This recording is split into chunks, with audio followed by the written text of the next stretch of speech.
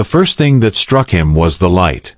It wasn't the harsh, artificial glow of starship corridors or the sterile fluorescence of military bases. This light seemed alive, pulsing softly in hues of gold and violet, as if it were breathing with some ancient rhythm. His boots made no sound on the crystalline floor beneath him, though he could feel its coolness seeping through the soles of his gear. He had been brought here by force, or perhaps invitation.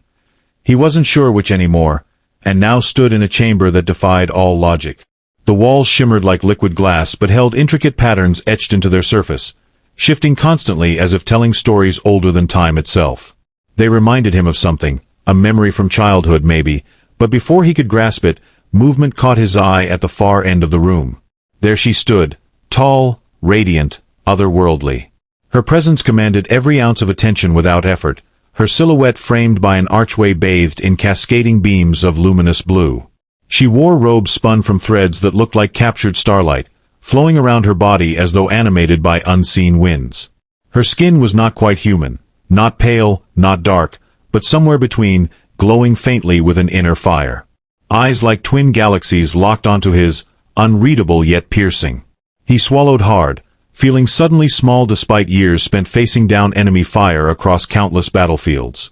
This woman, this being, was unlike anything he'd ever encountered. "You are unexpected," she said finally, her voice low and melodic, carrying a weight that resonated deep within him. Each word hung in the air for just a moment longer than it should have, as if testing whether they belonged there. But then again, humans always seem to find ways to surprise us. He opened his mouth to respond, but nothing came out. What did one say when confronted by what could only be described as royalty from another world? Protocol didn't cover this kind of situation. Before awkward silence could stretch too long, she tilted her head slightly, studying him with an expression both curious and calculating. "I am called Calith," she continued, taking a step closer. The hem of her robe brushed against the floor, leaving faint trails of shimmering particles behind. "And you are trespassing upon sacred ground.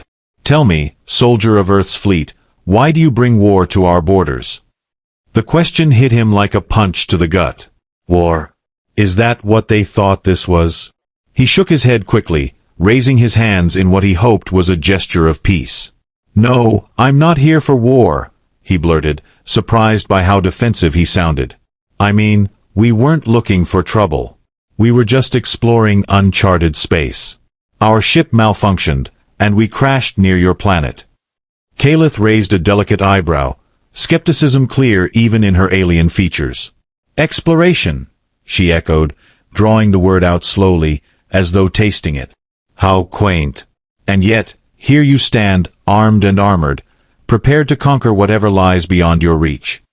"It's not like that," he insisted, frustration bubbling up inside him. "We're explorers, not invaders. We don't even know who, or what, you are. If we'd known about your people, we would have approached differently." For a moment, Calith simply regarded him, her gaze unwavering. Then, unexpectedly, she smiled, a small curve of her lips that transformed her face entirely. It wasn't warm exactly, but it carried a hint of amusement, as though she found his earnestness entertaining.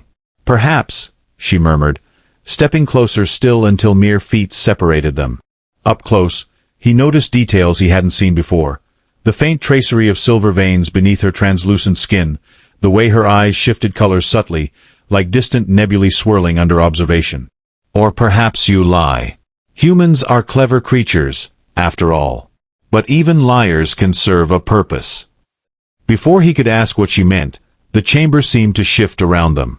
The pulsating lights dimmed slightly, replaced by a soft hum that vibrated through his chest.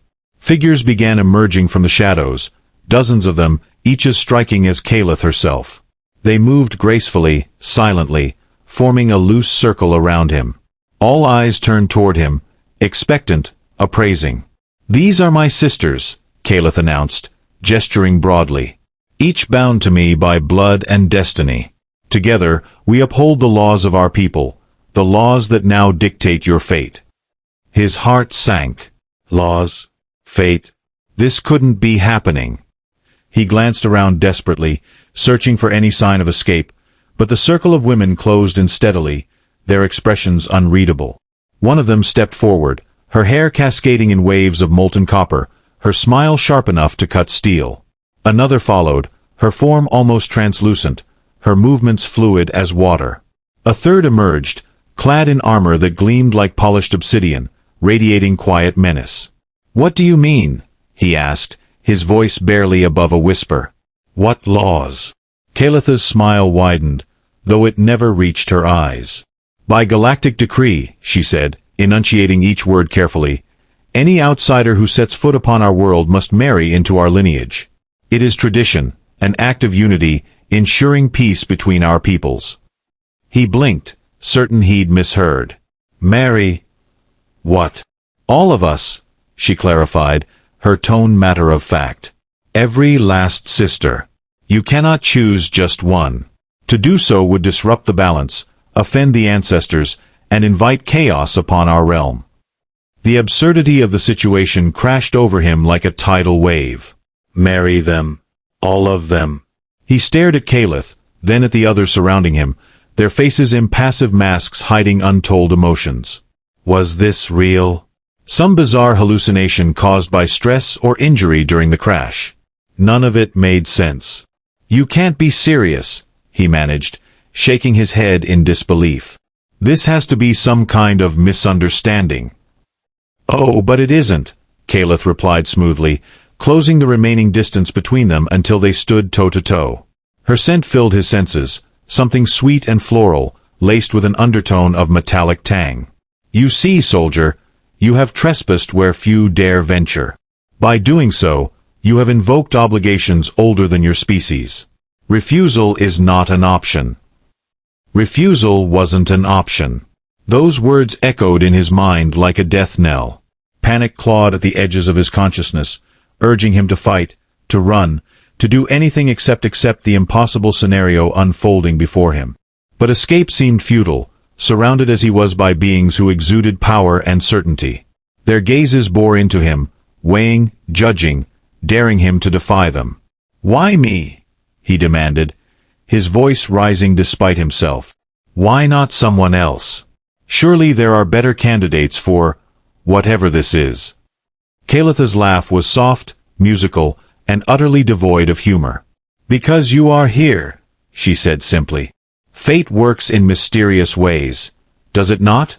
Your arrival may have been accidental, but accidents often hold greater purpose. Besides," she trailed off, reaching out to touch his cheek lightly. Her fingers were cool against his skin, sending shivers racing down his spine. "You intrigue me." That single statement froze him in place. Intrigue? From someone like her? The notion was laughable, yet undeniably intoxicating. He wanted to pull away, to reject the idea outright, but her touch lingered, anchoring him to the moment. Around them, her sisters watched intently, their collective silence amplifying the tension hanging thick in the air. One by one, they began introducing themselves, stepping forward to offer glimpses into their personalities. There was Silra, the fiery redhead whose grin promised mischief and danger in equal measure. Nixera, the translucent beauty whose voice carried the soothing cadence of rain on glass. Vela, the warrior-clad figure whose stern demeanor hinted at hidden depths. Each sister possessed qualities uniquely compelling, blending strength and grace in ways that left him reeling. As introductions continued, he struggled to process the surreal nature of his predicament. These women, these extraordinary beings, expected him to commit to them fully, irrevocably. Not just one, but all of them. How could such a thing even be possible? Human customs dictated monogamy, lifelong partnerships built on mutual love and respect. Yet here he stood, faced with polyamorous expectations rooted in ancient traditions far removed from anything he understood. Kalith seemed to sense his turmoil, placing a gentle hand on his shoulder. "Do not fear," she whispered, leaning close enough for her breath to tickle his ear. "This is not merely duty, it is destiny. Through you, our worlds will unite, forging bonds stronger than either race could achieve alone." Destiny. Bonds. Unification. The words swirled together in his mind, creating a kaleidoscope of conflicting emotions. Fear battled fascination. Resistance wrestled with curiosity. Could he truly walk away from this, knowing the potential consequences? Or was he already trapped, ensnared by forces beyond comprehension? Time lost meaning as the hours, or perhaps days, stretched onward. He found himself immersed in rituals designed to test his resolve, ceremonies steeped in symbolism that blurred the line between reality and dreams. At times, he felt adrift, disconnected from everything familiar. Other moments brought flashes of clarity, brief windows into the lives of these alien women who claimed dominion over his future. Through it all, Kalith remained a constant presence, guiding him with firm yet tender authority. She introduced him to their culture, explained the intricacies of their society, shared tales of triumphs and tragedies spanning millennia. With each passing interaction, she revealed layers of herself previously hidden behind regal poise. Beneath the commanding exterior lay vulnerability, intelligence, and a fierce determination to protect her people at any cost. Yet alongside admiration grew unease. For every answer she provided, new questions arose. Why had no human encountered her kind before now? What secrets lay buried within the annals of their history, waiting to surface? Most troubling of all, why did he feel increasingly drawn to her, to all of them, despite the overwhelming odds stacked against him? Sleep eluded him during those nights, stolen moments of solitude amidst the whirlwind of activity. Lying awake beneath skies painted with unfamiliar constellations, he wrestled with doubts gnawing at his resolve. Could he abandon everything he knew, the life he'd built, the values instilled since birth, for something so foreign, so uncertain? Then came mornings filled with sunlight filtered through crystalline structures, casting prismatic patterns across waking landscapes. Sisters greeted him warmly, offering companionship tinged with subtle challenges. Conversations ranged from light-hearted banter to philosophical debates, revealing facets of character that intrigued and unsettled him in equal measure. Slowly, inexorably, barriers began to crumble. Still, uncertainty lingered like storm clouds gathering on the horizon. Every step forward carried echoes of doubt, whispers questioning whether surrendering to fate meant embracing destiny, or succumbing to manipulation cloaked in celestial allure. As days melted into weeks, the weight of impending decisions pressed heavily upon him, shaping choices destined to alter paths forever intertwined. Days bled into nights, each cycle marked by rituals and ceremonies that wove him deeper into the fabric of their existence. He learned to navigate the labyrinthine halls of their citadel, where gravity seemed to bend according to the whims of unseen architects. Hallways twisted upward only to spiral downward unexpectedly, leading him through chambers filled with holographic archives detailing eons of their civilization's history. In one such hall, he paused before a projection depicting the formation of their galaxy, a swirling mass of stars coalescing into patterns that mirrored the intricate designs adorning the walls around him. The sisters guided him through these experiences, their roles shifting seamlessly between mentor, confidant, and guardian.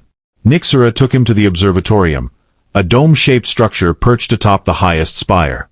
There, beneath a transparent ceiling revealing endless cosmos, she taught him to read the stars using instruments that pulsed with bioluminescent energy.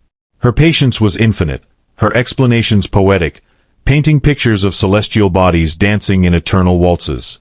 As they worked side by side, mapping constellations unknown to human charts, he caught glimpses of her softer side, the way her translucent form shimmered faintly when she laughed, or how her eyes sparkled brighter than usual whenever he asked thoughtful questions.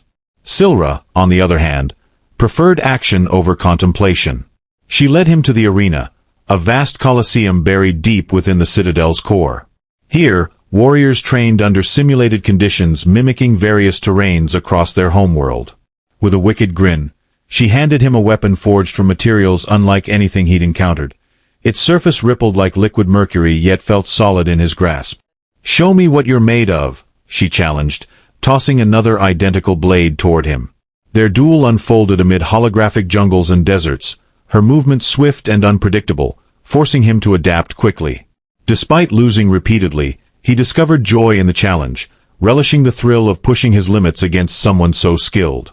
Over time, their battles became less about victory and more about understanding. Through combat, they communicated truths words failed to convey. Vela maintained a stoic presence, rarely engaging in frivolity but always observing keenly. When she did speak, her words carried the weight of generations past, imbued with wisdom earned through centuries of leadership.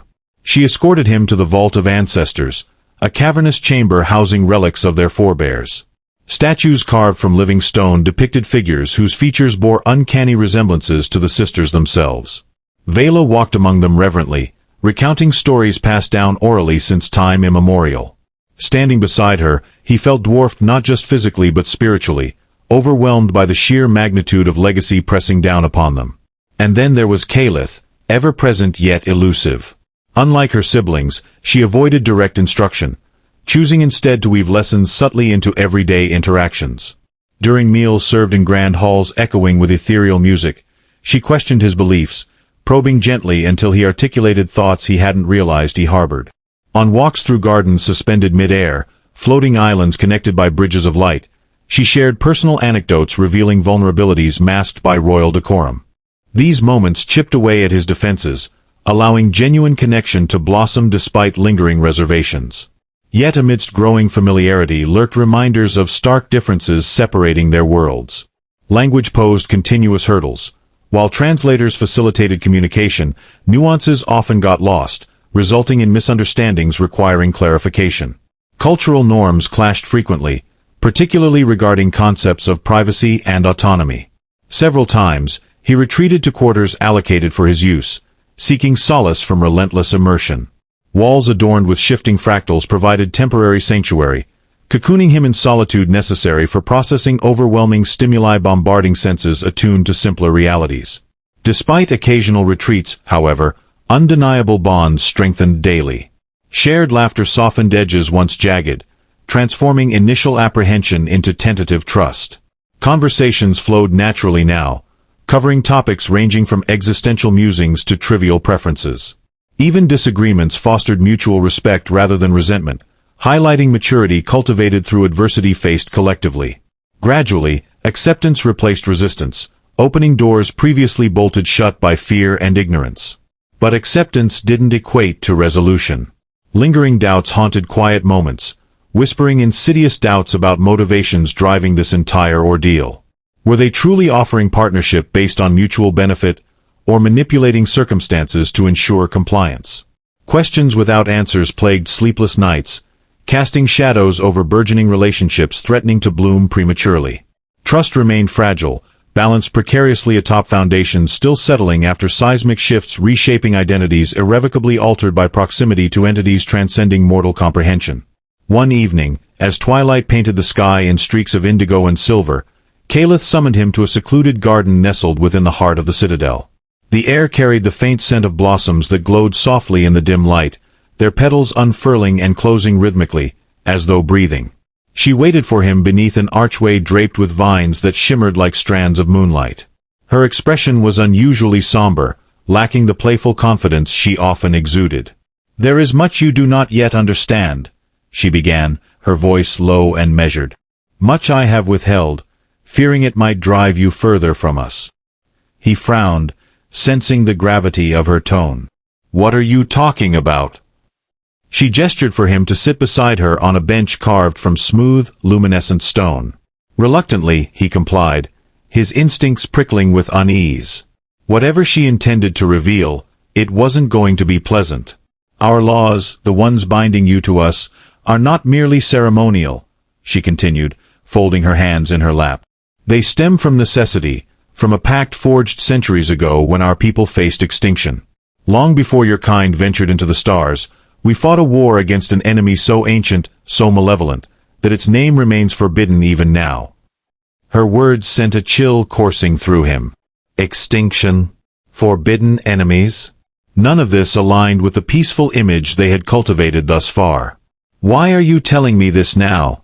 he asked cautiously. "Because," she replied, turning to meet his gaze, "the threat is not gone. It slumbers, dormant but not defeated. And your arrival here, it stirs echoes we cannot ignore." He stared at her, struggling to reconcile this revelation with everything he thought he knew. "Are you saying my presence woke something up?" "No," she said quickly, shaking her head. "Not directly. But your technology, your methods of exploration, they resonate with frequencies tied to what we fought. Frequencies we've kept silent for generations. Your ship's crash disrupted more than just our borders. It fractured seals holding back forces best left undisturbed. The implications hit him like a physical blow. So this marriage thing, he said slowly, pieces clicking into place, it's not just about tradition or alliances. It's about protecting yourselves from me. Her silence confirmed his suspicion, though she hastened to clarify. It is both. You represent a risk, yes, but also an opportunity. Your kind possesses ingenuity, resilience. Combined with our knowledge, our strength, we might fortify ourselves against what comes next. And if I refuse? He pressed, his voice tight with anger and disbelief. If I say no to this whole arrangement? Her eyes darkened, sorrow flickering across her face. Then we face the consequences alone. And so do you. For what awakens will not distinguish between friend and foe. The weight of her words settled heavily upon him, crushing any remnants of denial. This wasn't just about cultural exchange or political maneuvering. It was survival, hers, his, and possibly countless others caught in the crossfire. The enormity of the stakes left him breathless, grappling with emotions too tangled to untangle. Before he could respond, footsteps approached, light and deliberate. Silra emerged from the shadows, her fiery hair catching the faint glow of the garden's blossoms. She stopped a few paces away, her sharp grin absent, replaced by an expression of rare seriousness. He deserves to know, she said, addressing Caliph but fixing her gaze on him. All of it. Caliph hesitated, then nodded reluctantly. Very well. Silra stepped closer, crouching before him so they were eye level. The enemy we speak of, it consumed worlds. Entire civilizations erased without trace. We barely survived, and only because we adapted. Sacrificed. Changed ourselves in ways that haunt us still. Her voice trembled slightly, betraying a vulnerability he'd never seen in her before. What binds us together, the law requiring outsiders to join our lineage, is part of that adaptation. It ensures unity, strengthens our defenses. Without it, we fall apart. He absorbed her words, the pieces falling into place with grim inevitability. The rituals, the ceremonies, the insistence on marrying all of them, it wasn't arbitrary. It was engineered, a mechanism designed to preserve their species against horrors unimaginable. But why me? He asked again, desperation creeping into his tone. Why not someone else? Someone better equipped to handle this. Because you're here, Silra answered bluntly, echoing Calitha's earlier sentiment. Because fate doesn't give choices. It gives chances. Yours is to decide whether you'll rise to meet this challenge or turn away and let the darkness claim us all. The finality of her statement struck him like a hammer. Rise or fall. Fight or flee. Acceptance or abandonment. The dichotomy loomed large, casting long shadows over every decision he'd made since arriving on this alien world. Caliph placed a hand on his shoulder, grounding him. We do not ask this lightly, she murmured. Nor do we take pleasure in burdening you with truths that weigh so heavily. But we need you. More than you realize. Her touch was warm, reassuring, yet it carried the unmistakable edge of urgency. Around them, the glowing blossoms pulsed faintly, as if responding to the tension thickening the air. For a fleeting moment, he considered bolting, fleeing back to the remnants of his crashed ship and praying for rescue. But deep down, he knew running wouldn't solve anything. The truth had been laid bare, and with it came responsibility, a mantle thrust upon him by circumstances beyond his control. As silence stretched between them, broken only by the soft rustle of leaves and the rhythmic glow of flowers, he realized something fundamental had shifted. No longer was he merely an outsider navigating unfamiliar customs. He was entangled, woven into the very fabric of their struggle. Whether he liked it or not, his fate was intertwined with theirs, bound by threads of destiny neither of them could sever. The realization settled over him like a heavy mantle, its weight both oppressive and strangely liberating. He had always prided himself on being a man of action, someone who faced challenges head-on without hesitation. Yet here he was, paralyzed by the enormity of what lay before him. The sisters, Caliph, Silra, Nixera, Vela, all watched him now with varying degrees of hope and apprehension etched across their otherworldly faces. Their eyes seemed to pierce through his very soul, searching for answers he wasn't sure he could give. "I need time," he said finally, his voice barely audible above the hum of the glowing blossoms around them. It's too much. I can't just decide right now." Kalith nodded slowly, her expression unreadable but tinged with something akin to sympathy. "Time is a luxury we may not have," she replied softly. "But you shall have what little we can spare." With that, she rose gracefully from the bench and gestured for him to follow. Together, they walked back toward the heart of the citadel, leaving Silra behind in the garden. Her fiery hair caught one last shimmer of light as they disappeared into the crystalline corridors, a silent reminder of the urgency pressing down upon them all. Inside the citadel, the atmosphere shifted subtly. Where once there had been an air of calm curiosity, now tension crackled like static electricity. Servants moved with hurried purpose, their robes trailing faint trails of luminescence as they prepared for some unseen event. Warriors clad in armor similar to Vela's patrolled the halls, their weapons gleaming ominously under the pulsating lights. Even the walls themselves seemed alive with anticipation, their shifting patterns taking on sharper, more angular forms. Kalith led him to a chamber unlike any he'd seen before, a vast dome filled with holographic projections of stars, planets, and swirling nebulae. At its center stood a pedestal carved from obsidian-like stone, atop which rested a sphere that pulsed with an eerie blue light. The air inside felt charged, almost electric, and he instinctively took a step back as Kalith approached the pedestal. "This is the Nexus," she explained, placing her hands gently on the sphere. "It connects us to the fabric of our galaxy, allowing us to monitor disturbances within the cosmic balance. And it has detected anomalies." As if in response to her words, the sphere flared brighter, casting sharp shadows across the room. Images began to flicker around them, distorted visions of dark shapes moving through space, tendrils of shadow stretching out like grasping fingers. One image lingered longer than the others, a massive, amorphous entity drifting silently through the void, its surface writhing with unnatural energy. "What is that?" he asked, his voice trembling despite his best efforts to remain composed. "That," Kalith said grimly, "is what we fought centuries ago. What we fear may awaken again." Her words sent a fresh wave of dread coursing through him. This wasn't just about protecting their people or preserving their traditions, it was about survival itself. If this thing, the nameless horror lurking in the depths of space, were to return, no corner of the galaxy would be safe. Not even Earth. "And you think my ship triggered this?" he asked, glancing at her sharply. She hesitated, then nodded. "Your arrival disrupted ancient seals designed to keep it contained. Whether by accident or design, your technology resonates with frequencies tied to its essence. It senses you." He staggered back, running a hand through his hair as panic threatened to overwhelm him. "So what do you want me to do? Sacrifice myself? Marry all of you and somehow stop this thing?" "No," she said firmly, stepping closer until she stood directly in front of him. "We ask only that you choose. Stand with us, or leave us to face the darkness alone." Her gaze bore into him, unyielding yet filled with quiet desperation. For the first time since arriving on this alien world, he saw vulnerability in her. Not weakness, but the raw honesty of someone willing to stake everything on a single decision. Behind her, the holograms continued to shift, showing glimpses of devastation wrought by the entity. Shattered moons, lifeless planets, entire civilizations reduced to ash. Hours passed as he wandered the citadel alone, wrestling with thoughts too chaotic to untangle. Every corridor echoed with memories of the past weeks.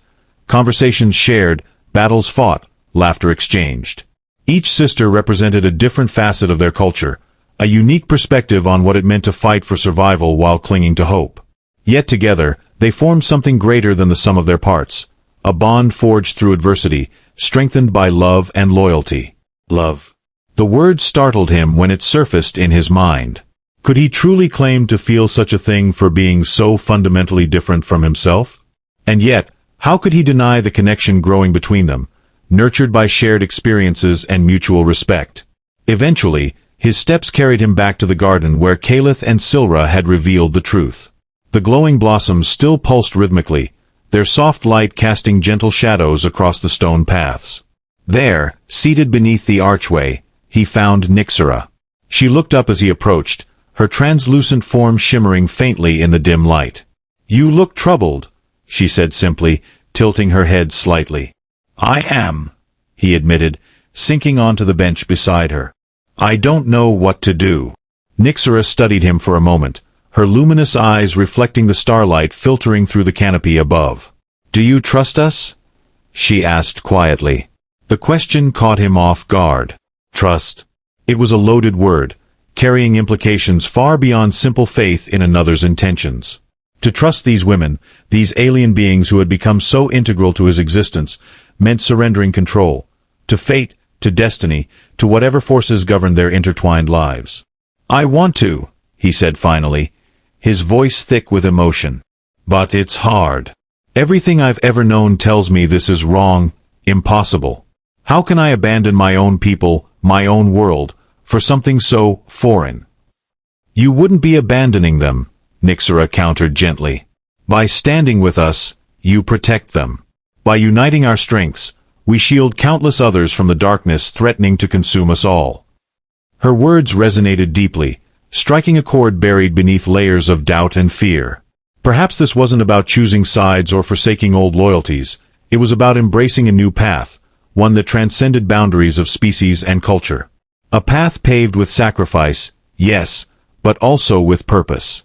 When he returned to the central chamber housing the Nexus, the sisters were waiting for him.